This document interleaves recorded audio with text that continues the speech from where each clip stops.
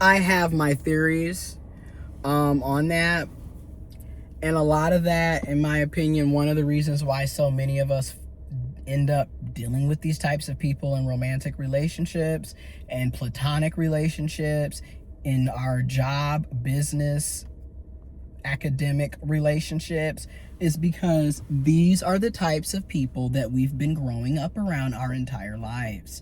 It literally starts in your childhood. Those first 5-7 years, those formative years of your childhood are so important, because it literally, and I know people don't, you don't have to agree, you can disagree.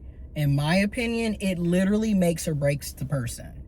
So if you're starting your life off with people that are liars, manipulative, neglectful, straight up deadbeats, you don't even know where that parent is, whether that's the mother, the father, you don't know where they're at. Or you're growing up with the on and off parent, where 1 minute they're here, next minute they're gone. You never know when they're coming or going. So you grow up with a lot of inconsistency. And whenever they do decide to pop up, you're sitting up celebrating breadcrumbs, because you never know when you're going to get the next crumb. So that little morsel you're grabbing onto. A lot of us grew up with parents and families like this, which, in my opinion, and information is in the description box, but when you grow up with families, structures, and parents and parental figures like this, it sets you up to further in life end up with people who are going to treat you exactly the same way. It's so janky. And this is why, like, as you go through therapy and you really start, like, examining shit, you are dating your mom. You're dating your dad. You're dating the parental figures that were inconsistent, neglectful, lacking emotional intelligence or availability. You're dealing with the liars, habitual and pathological. You're dealing with settling for less because at least it's being offered. You're dealing with the breadcrumbs. You're never being offered a full meal. Like, the more and more I think about shit, it's always, oh, here's a fry. Not even a full platter of fries. Here's a fry. And not only is it a fry, it's a half-eaten fry. That's what you're being given. And we're just, oh, it's so good. And that's because we've been socialized through trauma to accept bullshit and to be happy about bullshit and to be okay about bullshit. And it's just crazy, So if you had that in and out, inconsistent parent, or the complete deadbeat parent, or the parent that couldn't control their own emotions or regulate their own emotions, so you never knew what bag they were coming out of, yeah, you're probably dating somebody that's just like that. You probably find yourself in romantic relationships that resemble the dysfunction and toxicity of your childhood, of your family. You probably start realizing that some of your friendships are also the same way if you examine what's going on. Now, granted, does that mean that we're perfect? Absolutely not, because guess what? We are still products of our environment. So in many ways, we've also adapted and adopted the same toxic, dysfunctional, abusive, maladaptive behaviors. And yes, we can talk all day. Yes, it was out of trauma. We were traumatized. We had childhood trauma. This is so real. And at the same time, how long are we going to keep using that as our crutch for why we refuse to grow from it, to be better, to unlearn bullshit? Granted, I'm not saying it's going to happen overnight, because obviously with childhood trauma, that didn't happen overnight. That was literally a process of 18 years. No, but seriously, it was a long ass experience of being traumatized over and over and over by people that are supposed to care about you.